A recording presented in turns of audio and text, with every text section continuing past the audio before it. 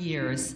This is how the head of the U.S. Army Medical Command describes her group. An organization founded on Army values, warrior ethos, and the sacred trust that exists between patients and providers. But the military has fallen far short of that standard, according to a 2-year review of public records by an independent task force of American medical, legal, and ethics experts. The study by the Institute of Medicine as a Profession found that in dealing with prisoners, military and intelligence agency doctors and psychologists had taken part in abusive interrogation, consulting on techniques to induce disorientation and anxiety of detainees, used medical information for interrogation purposes, and force-fed hunger strikers.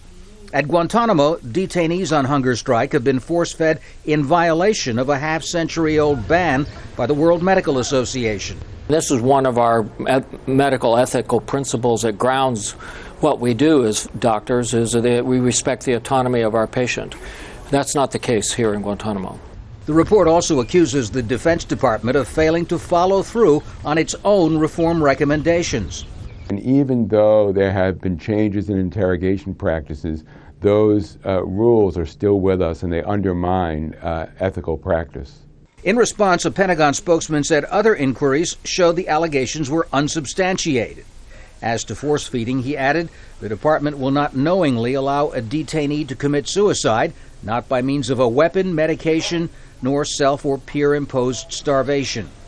As of now, says the military, 14 of the 164 prisoners at Guantanamo are still refusing to eat regularly. A U.S. appeals court is currently considering their legal challenge to the practice. Tom Ackerman, Al Jazeera, Washington.